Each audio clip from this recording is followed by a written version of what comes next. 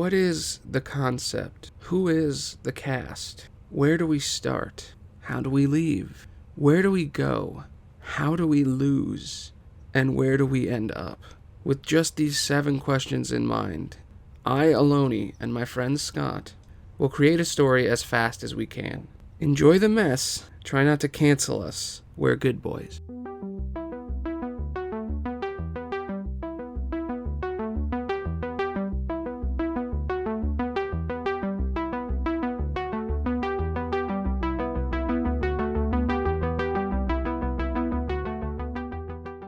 All right. So, how you doing, Scott? Yeah, all right. I'm good. All right. I got everything rolling. So, are you still down to do this podcast? Oh God, I hereby legally and willingly sign myself over to doing this podcast. All right. He consents, everyone. Woo! All right. There you go. So, what is a concept you've always wanted to see in a movie, Scott? Something you've thought of and you've never been able to do and you thought it was impossible. Right. It's almost like free association. The more you think about it, the less good it will be. Just whatever comes to mind, just shoot it out, and then we'll figure it out from there. Or whatever couple ideas come to mind. Well, I don't know. Recently, I've been thinking about doing something with a city of superheroes. City of superheroes, huh? Yep. That's interesting. Yep. We can make it work. City of superheroes has an interesting... That's already got a lot of good stuff in it. That's true. It is a bit overcrowded. Yeah, it's also a little lame if you think about it just surface level, but we can make it deep, and that's what we're going to do. We're pulling the trigger on it. Fuck it. Superheroes. City of superheroes. So, that was incredibly quick. I thought it was going to take way longer. I don't know. Like I've said, I've been thinking about that one. Like I think that's less a concept for me though, because I have put considerable thought into like what kind of people would be there, why are they in the city, where is this city, that sort of thing. I mean, it'd be interesting. X-Men have experimented with it a little bit. Yeah. They have the mutant city. Genosha, I believe it is. Yeah, Genosha, that's it. Yeah. I don't know much about it. I only know that there was an attack in New York in the comics, and then a lot of mutants moved to this island, and Magneto's like the mayor or some shit. Right, yeah. And they all live happily ever... Oh, no, they don't. Yeah, I'm sure. Well, they're going to get fucking brought into Marvel, so maybe they will live happily ever after. So yeah, City of Superheroes isn't a bad idea, unless you got something else that immediately jumped in your head when I said we were done. Like if I was like, oh, nope, we'll do that, pull the trigger, and then you were like, no, but what about the squirrels? Right. Whatever random thing is in your mind. I don't know, we can run with this for a bit. Okay, so City of Superheroes. The next question is, who is it about? So what's a character that you feel that's never been represented, or a character you've always wanted to talk about? What do they want and who's in their way? So let's start simple with that one. So who is it about? What's a character that you've always wanted to talk about? Always wanted to talk about. Or a character that just pops up a lot in things you're writing. Or if you can't find anything in this magic superhero city, what's the most interesting character you can think of right now? Who's the most interesting character? Yeah, or just a person you know in your normal life that you'd love to make something about. Or someone in a movie that you've always thought was cool that you'd like to recreate and do a different spin on. I don't know. I was just watching House. So, like, what if... This is just a random thought. What if House had superpowers? That's just an example. So, like, if I took that character and gave him superpowers, he's a different character now. So that's an option if you can't think of any that you've always wanted to see. Or even characters you just like and you just want to see them in something again. Somebody like them. Or better yet, an actor that you like. Could always work. Sorry, I'm just realizing how defensive I get with some of my ideas. Because I've... Yeah, well, that's... yeah. I have ideas for characters of this world, and... Well, now, of course, like it's like... I know I signed the legal documents for this podcast, but now I'm like, what if there are IP like vultures or something? Or I don't know, just like... What if somebody's going to steal your idea? Yeah. because this is an idea I put a lot of thought That's into. true. It's hard to take something that you're interested in and twist it and change it. But if you never twist it or change it, then it's never going to go anywhere. Like if you don't try to go down the avenue the idea's on, then you'll never end up making it or finishing it. I can't believe how many ideas I've had where I just write a sentence and then I never go back to it. Or I'll think about it for days and days and months and years, and then it'll just fucking never be used because I didn't pull the trigger on it. Right. But if it's too sensitive on this idea, we could always pull a different one. There was a script you wrote a while back, like that you asked me to read, that was like a bunch of people at a poker table. Oh yeah. If you've forgotten about that one, you might not be all that attached, so we could use that if you don't want to stumble into the superhero thing. Yeah, I remember that script. We could combine the two. Superhero poker. I mean, well, to be fair, like, obviously with superheroes, you have to go grand, like big, and it's like a whole city of people. And yeah, there's never anything about small superhero stuff. And yeah, like that poker table idea was just like, you know, a poker table. Yeah. Well, that's why I remembered it, because it's something we can just pull out that you aren't attached to, you know. Yeah, I guess so. But if you want to work on the superhero thing, we can. It's not like anybody's going to listen to this. You say that. I don't know. Who knows? I mean, if people did listen to it, then maybe it'll get a following or something. Yeah. Yeah, I mean, you got to write through some of the ideas a little. But also, if someone steals the idea, you can still use it. I think it's more just I need to do more writing in general. Yeah, that's true. Need to write this story out. All right, well, then we can jump into the poker thing. I guess. I mean, I don't think there's a whole lot to like explore with this concept, though. So I guess that makes it perfect, then, I guess. Yeah, I mean, if I'm just saying we could do the superhero thing, but if you're too attached, we can do the poker thing. Or, like we said, if we could do a smaller story about superheroes that's unrelated to the city thing. I guess so. Yeah. All right, cool. Then our concept is, let's just jumble a bunch of shit together. You know, I'll let you say what the concept is. It's up to you, ultimately, what we work on. I don't want to, like, step on your ideas. Yeah. Well,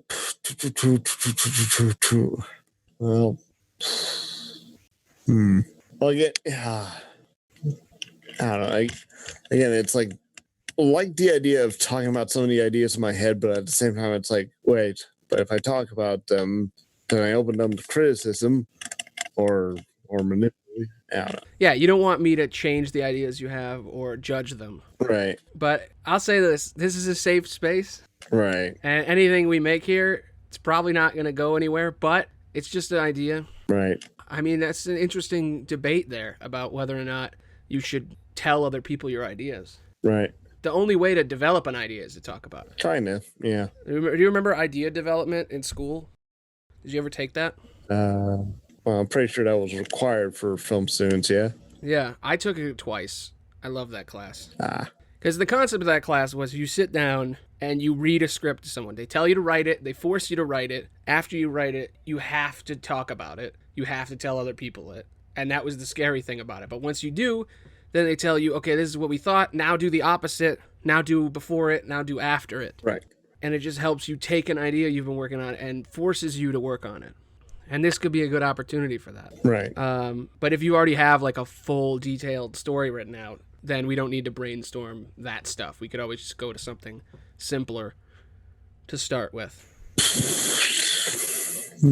Yeah, sorry. Editing this podcast is going to be interesting. Oh, no. There's so many I have to cut out. Trust me. I've edited a 3.5 hour D&D podcast. Okay. Like, I can edit anything. Don't worry about the pressure of frozen moments, because I have 2 lanes of audio here. I can cut every second and have just one word be this podcast if I want. I'm just looking for whatever story we can get out of this. If the story's about a city of superheroes, that's an option. If it's about a poker table, that's an option. If it's about a superhero who's at a poker table, that's an option. If it's a small scale story about an Asian grandma going to the supermarket, it's still a story. I could make that story exciting. I could set it in your superhero city, and then suddenly it's a story about an Asian grandma traveling through a city of superheroes and how annoying that would be. Very My Hero Academia, you know? All right. I would love to see that, actually. I think that'd be a really good idea.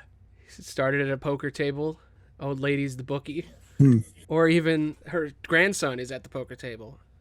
Millions of ideas are possible. All you have to do is say them. Right. But yeah, we got to pull the trigger on a concept soon. So I'm still gonna leave it up to you because I don't. This is your thing. This is your story. I'm just helping you find it. Right. You. Yeah. All we need is a simple plot.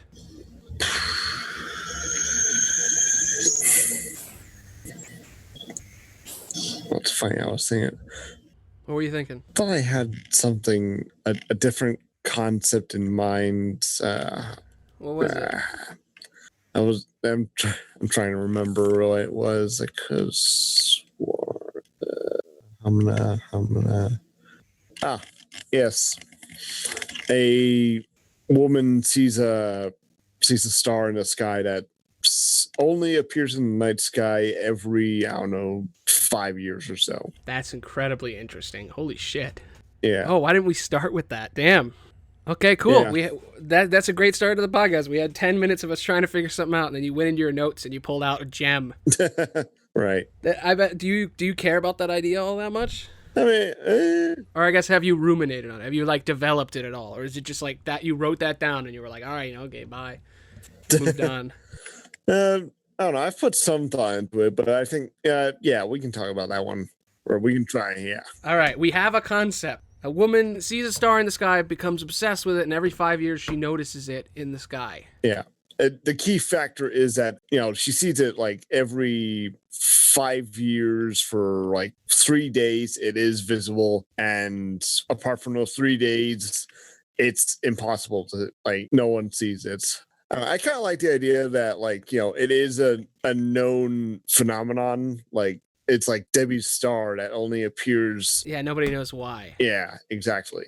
And she wants to know why. Exactly. Okay. Then she would be an astronomer eventually, right? Mm-hmm. Okay. Would she be an astronomer when it started, or would she not be, and that's why she became one? Because that's a defining thing of her character there. Yeah.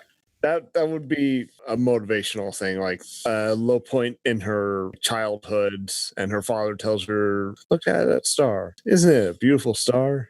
Yeah. It starts with her childhood then, right? Because when she was a kid, her dad got her interested in it. Yeah.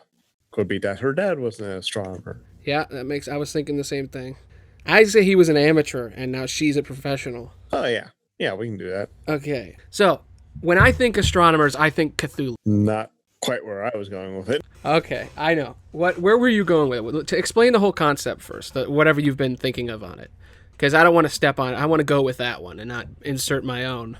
Yeah. My thought was, like, eventually, probably through some means. I don't know if we want to do straight faster than light travel or possibly a wormhole, but through some means she does actually visit that star and discovers that it's basically been made into a Dyson Sphere like structure, so a Dyson Sphere is basically a superstructure constructed around the star to absorb all of its power.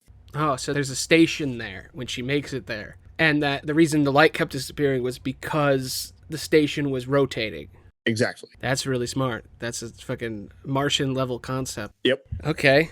I like that. So who created it is the question. Yeah. I immediately got Contact vibes. That's more about us communicating with aliens, but this would be similar to that, sort of like Arrival. Like, I'm just trying to find the genre, like a similar movie to go by. So the question is, how long do you want to spend on Earth? Does the movie end with her going to the Dyson Sphere, or is that how it starts? Yeah, that is very much like a closer to like middle of the story. Yeah, because if it's like, I'm obsessed with the star, oh, we're on the star, then the question becomes, what happens on that station that's compelling? Right. So that gets us, we already have a character now, and we have a concept. Now the real question is, in the second part of my character question is their dad still alive? Or do they want to tell their dad before he dies or something that this thing exists, like what it is? Or did he die already, and this is like that was just her motivation to do it? Right. Yeah, is he still alive is my question, her dad. Is this like a, I'll find it out for you, Dad, and I'll be back so you'll be proud of me thing? Is this, oh, you're on your deathbed, I gotta tell, like, I'm raising the stakes. I'm like, oh, you're sick, I gotta tell you about this thing. Or he died and it's, oh, I wanna, I've always wanted to do this. My father's the one who made me want to do this, who convinced me as a kid. And now getting there will be for him, even if he's gone, kind of thing. Interesting. Because each one changes what the ending is about. Is it about her getting back, or is it about her finding out at all costs? All right. Oh yeah. For for me, I think it's more about like finding out. So I suppose that would indicate that like he's already passed on, and motivates her to this very day, sort of thing. There is this whole side idea where you could be like, oh, she's got to get back to tell me the idea. But no, that if that's the concept that he's died and now she's doing it because she wants to know, and it's been a lifelong dream kind of thing. I don't know. I feel like it would be more like he was a lifelong inspiration to her and like kept. Yeah. Yeah, he was the incite. He incited her to do it. He's not why he's not the end goal. Yeah, that's just what I wanted to figure out. Right. Like there's a picture of him on her desk. Like always thinking of you, Dad. Yeah, that kind of thing. Yeah, he was in it. This is the story she'd tell halfway through the movie as to why she's there. This is or even the beginning you show, fucking Space Jam style. This is her playing basketball while, Fly Like an Eagle plays while she's playing basketball. This would be that. This would be her beginning. Right. Thing. So the question is, what's on this? Are the aliens alive or are they long dead? Maybe. Oh, I'm leaning mostly dead, I think. Okay, so we're going more contact, less alien. I suppose so. Yeah. Okay, that makes sense. So it's more philosophical. Yeah. It's more like when when when she gets there, it's more exploring. Yeah, it's more metaphorical, more gravity than like the tension that would be in it would be from the danger, not so much the things that are there, but the story would be more about getting there and not dying. I guess so. Yeah, I'm trying to figure out the stakes, right? Because if there's no villain, Right. Because the villain would either be another human, or it would be herself, and it would be whether or not, like you'd put her long dark night of the soul, which we're not even close to, but the point where she's at her lowest would be about her whether or not she should risk her life to get the knowledge, or give it up. Right. It's more a debate. Like the themes of this thing would be about, like, whether or not you should seek that knowledge and that sort of human desire for more, I guess. But anyway, so villain wise, do we want a villain, or is the villain her own self? I suppose we could do a villain where it's like an ancient AI sort of deal. Yeah. Do you want to do that, or do you like the idea of the whole philosophical exploration way more than some movie villain? Because I can figure out a way to do philosophical exploration good. Well, how would philosophical exploration? How does that work? So if it's about her going to this station and it's about finding the knowledge of first it's what is this star, and then in the process of finding the star, she learns it's an ancient civilization, and then you're there. Then it becomes about we got to save the state. We got to her and her team need to get out or they're gonna die, and it's ultimately about whether or not she can keep the station together to keep the knowledge, or will it go straight into the sun and kill everything? Is she going to die for this and risk her life to keep this station there so that they know that there's more life? That could be the philosophical version.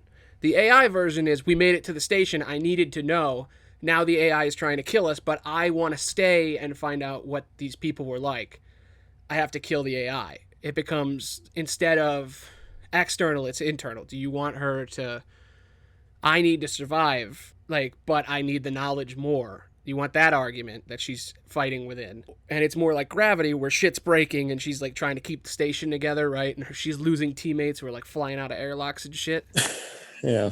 Yeah. Or do you want an AI is opening those doors to kill her? Because those are two very different stories. Because if it's an AI, then it becomes about humanity and about what we leave behind and what the aliens left behind, and sort of about it's a lot deeper things it's about. But yeah, so what I'd ask you is, are the aliens still around? Did they leave something behind? Or is this about finding out the truth, whether or not there's other life in the universe, kind of thing? Because she can find this ancient alien station, but then it's well, you have to bring some of it back to prove it exists. Hmm. But I don't know. It's up. What do you think? Hmm. I'm just trying to figure out what flavor it is before we go into the plot. Because we have the concept, we have the character, and I know what she wants. She wants to know what that star is, and in the process, know whether or not, life actually did exist and what that life was like, Right. And that's what drives her. But what does she want? She wants to get there. Who's in her way? Is it herself or is it the AI? Or is it sort of, if it is herself, it's also nature that's trying to block her. So that's kind of the way I could see that way going. But it's sort of it's a personal taste kind of thing. Right. It's whether or not you want, what do you want the story to be like? Because we can make both of them action packed either way, or deep or horror or whatever. Yep. It's just up to what you want specifically. And I like them all, so it's up to you. Yeah. I suppose if we're taking this more exciting throwing sense, I would lean towards the like finding an AI and just like trying to figure out what the station was for, what's because an AI would be telling you more about the station. Right. You could do that, but it's just as equally exciting if the station is just falling apart and it becomes about trying to save the station rather than killing the AI to keep it. It becomes about claiming or saving, Right. Or destroying. Yeah, or destroying. It could also be that the station is going to kill us and we have to blow it up. Right. It doesn't have to be an AI to do that though either. But if you want an AI, we can throw an AI in there. It's up to you. I don't know. I feel like, well, jumping ahead, I feel like it would be kind of a fitting end if the sphere was ultimately destroyed, and so everyone could see, like, let's call the character Debra. Everyone could see. Oh, so the star could be real, or like it could be seen all year. Yeah. Because her original goal, she'd forgotten why she got there. Her goal was to find out why this star twinkles. Right. And now she's debating whether or not, to know about this ancient race and shit. But all she wanted was another star up there. The whole reason her dad liked the star in the first place was because it looked good. Right. Because it twinkled and he liked that. It didn't mean anything else, which is kind of a bittersweet ending. And I kind of like the idea that the whole thing gets destroyed, but in the end, there's a new star. Yeah, going back. Oh, look, it's the most beautiful star in the sky. Yeah. Thing, and at the end, everyone can see it. Yeah, and also it proves that she was right all along. I'm not sure if I want to go down the route of like, no one believes her about the star. Like, I kind of like the idea of like it being a known phenomenon, and just again, the motivation is just like finding out, well, why is that? So we do want it to end being destroyed, and then there's a new star.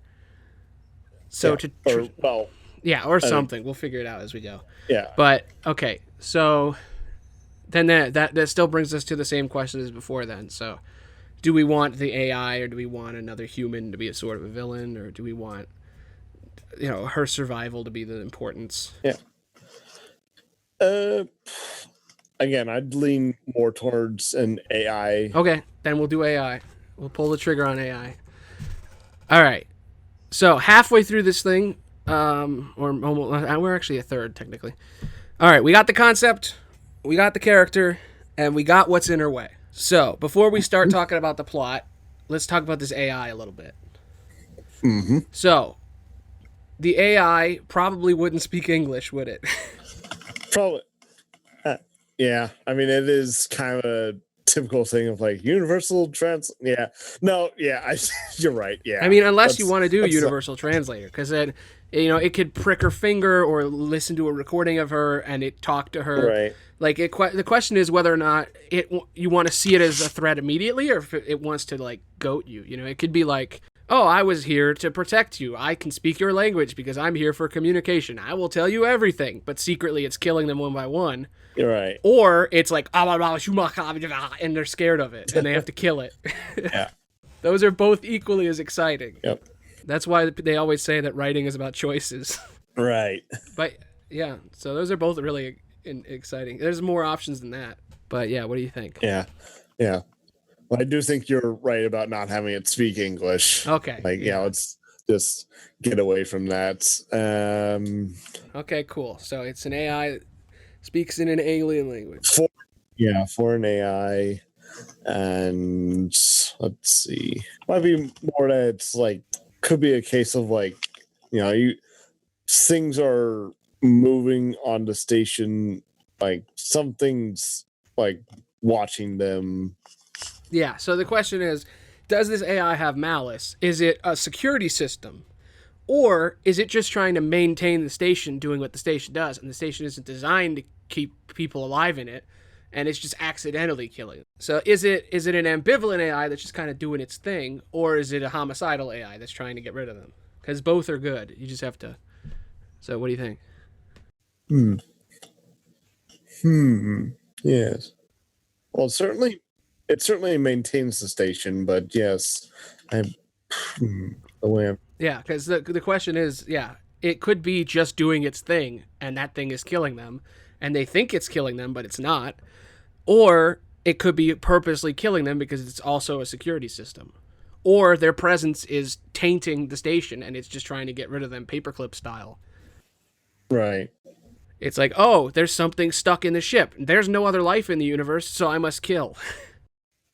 Right. These are just rocks bumping around. I don't know what these things are. They're bugs. They're fucking with my electronics. Yeah. Or is it like, I'm a security system, there's intruders? Because those are both pretty exciting. Let's see. But also, what's your thought on it? So there's an AI, it runs the station, it speaks a different language. What is it doing? I do think that it will be acting on a level of malice. Like, perhaps it's a case of like, it's trying to safeguard its inhabitants and keep the station clean of vermin for the sake of the inhabitants who have long since gone, of course, but doesn't really recognize that. Yeah, okay. That works. Okay, so there's a foreign AI, maintains the station. Has that moment of like vermin detected, must eradicate or I don't really know if I want to do like and now it's going to send the kill bots after that. I don't think I want to do that. Yeah, it's more accidental, like airlocks and shit. Right, yeah. Yeah, the cabin pressure's dying. Why is that happening? And it's because of an AI. Or, oh, there's fucking chlorine in the air. That's way more exciting than killer bots. That's like saw traps, Right. That's exciting as fuck. I love that. Yeah. And categorizes them as vermin. Clearly not the initial inhabitants, sort of thing. Yeah, it as intruders or vermin, because those are very different. I guess it doesn't matter because it can't speak, right? Yeah. Yeah, might as well just as bad. Yeah. Yeah, because it doesn't. We don't know what it's thinking. That's part of the fun. Yep. Okay, the whole show, half the movie is about them trying to figure out what it's thinking and why this is happening. Okay, so now... What is this place? Who were these people? All that stuff. Okay, that's the first half of this. So, we got the concept, we got the character, we got the villain. Now we have a whole log line. Let's give her a name. What? Give me a name, Scott. A lady's name. Debra. Debra? Do you want to come up with a last name, or do you want me to go through my list of names and just pull the last name? Aning. Debra Aning. Mm-hmm. Okay. So far, this is what we got, and then we can go through the plot now. A star in the sky. There is a star that blinks for 3 days every 5 years. Debra Aning was a kid. Her dad got her interested in astronomy because he liked this star and he always wanted to know what happened to it. When he died, she became a full-on astronomer, and now she wants to find a way to get to that star. In the process, about halfway through the movie, there's a foreign AI on the station, and it attacks her and her friends that she's made up until that moment after categorizing them as bad. Right. So let's go through the details of the plot here. So there's 5 questions that I have come up with that detail every story perfectly. First question is, where do we start? Where do we live? Where do they feel safe? So what is her safe haven? And we've kind of figured a lot of these questions out already, so the podcast will go a lot quicker now. Right. But so her safe haven is what? Where does she hang out? Is she always on location? Is she in an astronomy like department? Is she like looking through a telescope? Yeah. Yeah. She spends most of her time in the observatory. Yeah.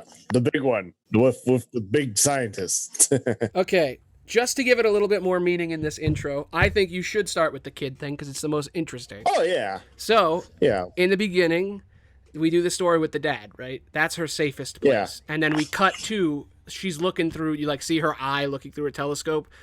And then it cuts to the night sky and it cuts back and she's like 40 now. Right. Yeah. That's good. That's good. That's good. It's a good intro, right? Because you immediately get her safety and you also get the environment that she's in. So the night sky is the first scene. Her and her dad looking at the sky. Maybe are they outside doing this, or like at a like campground, or are they like in her house doing this? Outside, like for when they first see the star. No, I'm saying with her dad. Like when she's with her dad as a kid, where would they usually go? Is it like a brook or a clearing, or is it like on the roof of their house? Is it in their garage? Atop a hill with like your classic telescope, like home telescope, just looking at the sky. She's gonna say the theme stated, and then cut to her looking through this. Perhaps her have a montage of like showing the years pass, like like she like watches the sky. Notes every time the star does show up. Yeah. Do we want to do like an Up style intro where like you can see her dad slowly getting sick and dying in the background every 5 years? Well, no. Like I'm thinking more just like a montage of just like, like every day is a frame sort of thing. Ooh, that's interesting. Yeah. So it's just like, just her at the telescope, like, getting older, that sort of thing. That's really cool visually. You managed to pull me away from the sick dying dad story, because I was so down to just be like, oh, she looks through the telescope, and then cut to she's in college looking through the telescope. No, she's in high school looking through the telescope. Right. Cut to she's in college. Cut to her dad's hospital room. Cut to. But no, I like the idea of like she's looking through it and it's slowly cutting as it like spins around her. You see her shifting every time she's looked through the telescope every 5 years. Right. It's like it's like a still. Like you get one of those circle rigs, you put it on a green screen, and you shoot her and another girl, and you stop motion her and a bunch of actresses, extras that all look like her at different ages. If you had $1 million, and then you do with a circle rig with that, and then it's circle slow-mo rigs around her, and then cut to she's in her office. That's even cooler than the cut to the night sky. Yeah. That's a fucking good visual idea. I like it. It gives off the business of like, this is going to look cool. This movie is going to look cool. This is Interstellar, bitch. We're going to be good. Yeah. And we're going to try to be comprehensive. Yeah. We're not going to cut anything out. We're not going to do what Tony wanted, to just fucking cut straight to her. She's in her office and the guy she likes is telling her, hey, what are you doing Friday? All right. So, in that question of where do we start, we got that first section. Okay, but we're still in that question. Who is with her is the question. What's her team? So, question-wise, this is a phenomenon that's always existed, but another thing we need to figure out is how the hell she's going to get there. Yeah. I'm assuming there's two ways we can do this. Either it's a device on the planet from that satellite that will teleport her there with a wormhole, or it's an expedition that SpaceX has been planning, and this is like 10 years from now, and they have an FTL drive, and they just want to go check it out. Yeah. I suppose it would have to be FTL, even though it would be a very big leap, but yeah. Whatever. Or cryo sleep, whatever. But I mean, it's still... To go to another star is going to have to be FTL. Yeah. Like, there's no way. It's FTL or wormhole. Those are the two. Yeah. And I don't know, just wormholing to, a random star. I mean, either way is possible. It's literally light speed for both. It's just different interpretations. True. But the question is are we sending her there? Or is she and a bunch of, unlikely, nerds trying to get there, and they find a ball that sends them there. Right. Either way is cool. One of them is more the Prometheus route, where it's like, yo, we want to go to this place. Send us to this place. Cut to, we're at the place. Right. Yeah. You know, I had an idea. Perhaps they build a Stargate, if you will. Yeah. But yeah, they perhaps they do build something that does generate a wormhole, and they have a vehicle that they use for that wormhole that gets them pretty close. May they have to do some maneuvering, but then when they get there, then that's an extra level of tension because now they have to build a device back. That it's one way. Yeah. Ooh. Yeah. And you want it to be built and not something they find, right? It's not like an ancient alien thing that they activate. Yeah. It's they built it themselves because it adds more ingenuity. Right? Yeah, exactly. They built the entrance. Now they have to build the exit. Yeah. I'm glad you're helping me with this because if I was writing it, I would have fucking immediately been like, all right, they're trying to find an ancient device. Oh, it's Cthulhuan. It's hidden. They got to steal the Declaration of Independence to go in. What is it with you and Cthulhu? I've been watching Lovecraft County. Lovecraft Country. I've been watching a bunch, and I did totally want to do a fucking National Treasure Lovecraft Country. She teleports to a bubble, and nobody believes her about the space thing, and she gets her boyfriend, the guy who's into her that she's not into, and the guy that she's into that he's not into her. And they all go to space together, and you get Jake Johnson to play the assistant, and then they build a wormhole. They use the device, they teleport to the ship, then it's murdering her and all the people she roped into this, and then it's her fault to get them back. But I like this better. Does she know anyone that's going with her, or is this a team that's been picked by handpicked by some NASA/SpaceX? Did Jeff Bezos handpick everyone, or is she just, or did she pick this team? She primarily picked this team. Okay. Or could do it a little half and half. These are top experts. She might know one partner or one person there that she's a mutual with, but everyone else is kind of unknown to her. Yeah. Well, that's the question then. So is she in charge, or is there someone else in charge? Or is she co-captaining with some jock asshole? Is she co-captaining with an engineer or a fucking security dude? Somebody who's the opposite of an astronaut, but not of an astronomer, but not full on Bruce Willis drilling a fucking thing in I'm an oil rigger, let me go to space bullshit. But a guy who's not like her, or a girl who's not like her, that's sort of also in charge, and they're sort of both in charge of hiring. They each have their own teams. Right. So she picked her team, and she's got that one mutual friend, and then everybody else she picked, because of their credentials. And then this other guy picked a team of the other side of the project. She's there with all the scientists who are going to study the star, and this guy's more like a space survivalist type, more astronaut, less astronomer. Yeah. More marine, perhaps. Yeah. Yeah, well, I didn't want to go full on he's a space marine, but Space Force is a thing. Yeah. Also, maybe make it a team of 9 of 3 astronomers, 3 engineers to actually build the wormhole back, and 3 security personnel, or maybe 2, and then 1. No, I like 3 because then you can get 1 killed quickly and then have 2. Right. You want 1 to survive the whole time. Definitely. Right. And that's the dude she doesn't like. But you need to have a couple of fodder. But yeah, I like 3, 3, and 3. Yeah. Work.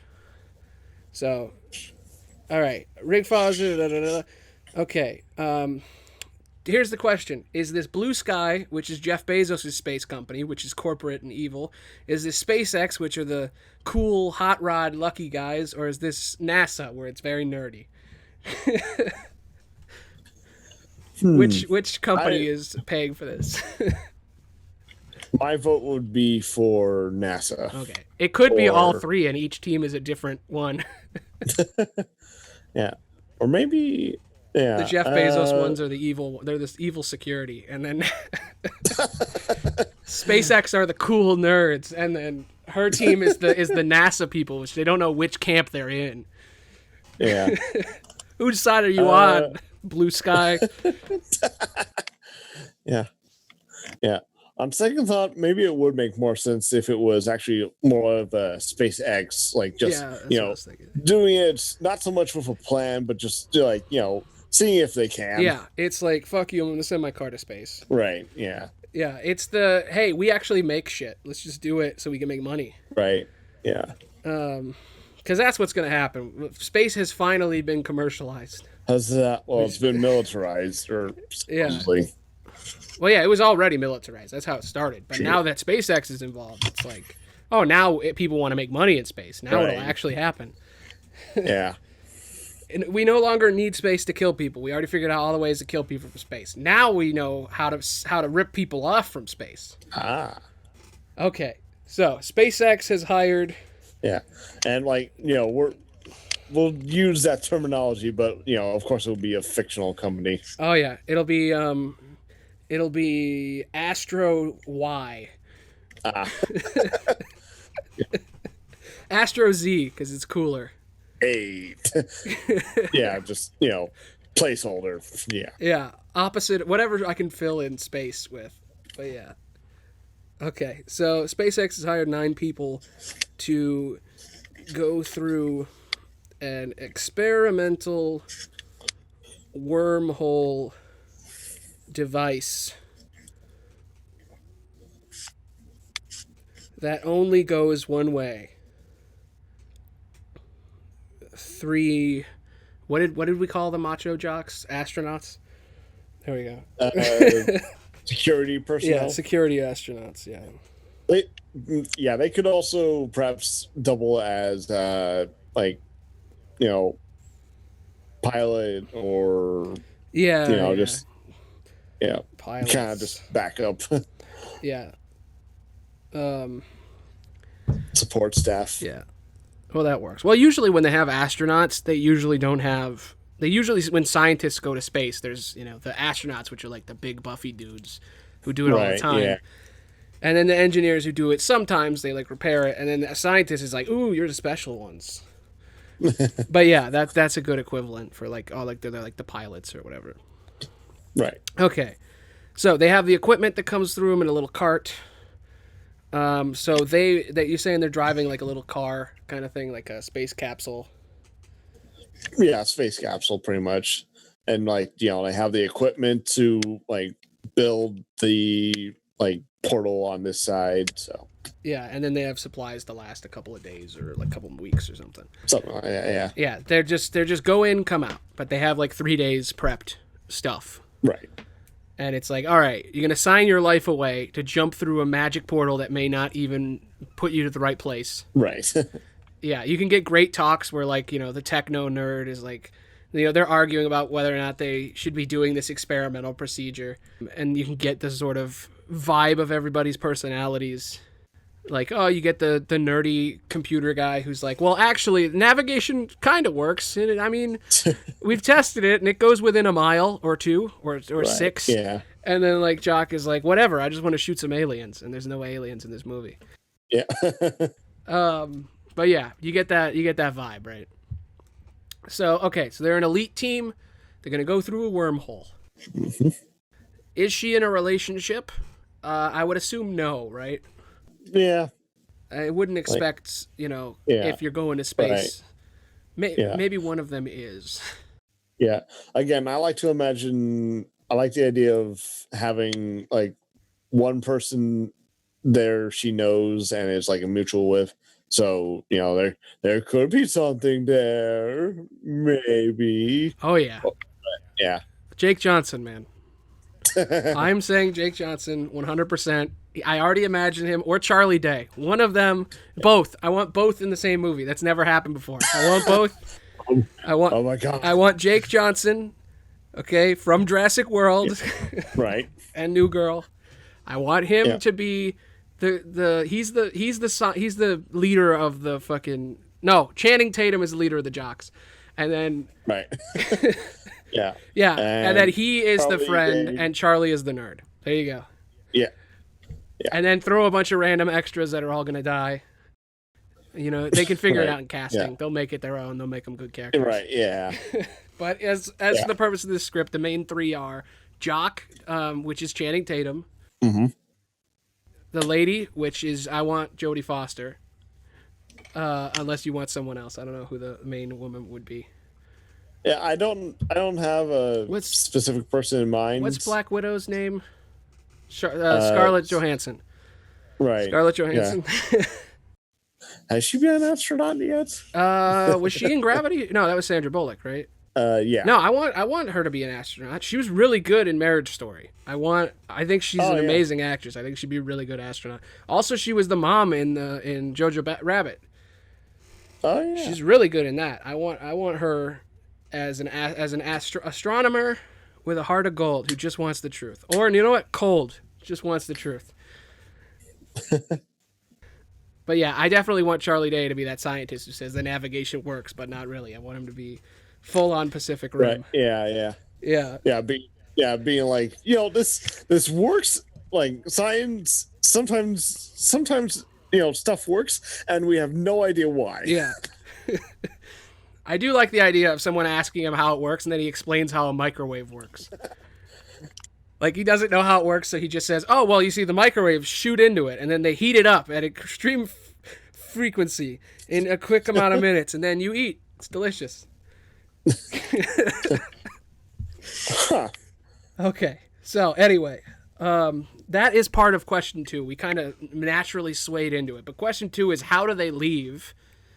Who asks them to leave? Who forces them to leave? Who comes with? So basically the whole crew. That's what that was. Kind of. So, like, come to think of it, like realistically, like we have the 3 teams, the scientists and the security person. I don't know if I really like calling them jocks per se, but yeah, no, I'm not actually calling them that. But yeah, they're the astronauts. Yeah, but I suppose like for them it might make a bit of sense for them to explore. But I'm realizing like the engineers are going to be the one building the portal back. So it doesn't make a whole lot of sense for them to like explore. Realistically, I don't know. Yeah, well, here's my thought. Something goes wrong at the beginning. When they go through, the capsule ends up, way farther, like several miles away. Right. Some of their parts are destroyed in the process. Like they appear next to like a rock or something. Like they're off course. They're near like an right. Debris that fucks up their shuttle. So then they have to land. And they're missing parts, so they have to go find parts to replace the parts they're missing. Yeah, I definitely do like that idea of just like something does go wrong, and they do have to use something they find. Yeah, and the reason that's why they're exploring is they need the parts. Okay, yeah. Because then you also get the fun of like they don't know if help is coming, because if help is gonna come, but it's gonna come where they were, and it's gonna get killed. Right. Like, they can't tell them, don't send the next crew, because they're going to die. So now they're like, okay, we need to find a way to tell them, to warn them, and we need to build this portal faster, so we need to get these parts now. And they're like, we got 18 hours before the next crew shows up, and if we don't tell them to leave, they're going to die. Because they wouldn't just send one team. So it's like, here's the first team. They're going to go through, build the portal. Then the second team's going to come to help them. And then they're going to send more teams every day. But if they die, the next crew's coming in 18 hours to try again. Right. And they're like, we got to call them back or else they're going to get destroyed by those asteroids or that debris. Like, we almost didn't make it. If you think they're going to make it, that's insane. We got lucky. It just started. The debris just came into the field right at that moment. If they come through, they might end up there. So we need to get back to them fast. And then it's like, all right, let's explore the station kind of thing, right? Right. Okay. Let me go through this real quick. Okay, they enter with a capsule. 3 engineers led by Charlie Day. 3 scientists led by Scarlett Johansson. And 3 astronauts led by Channing Tatum. Okay, they enter with a capsule off course. 6 miles away. Debris damages their shuttle. They survive. but someone is injured and they lost supplies.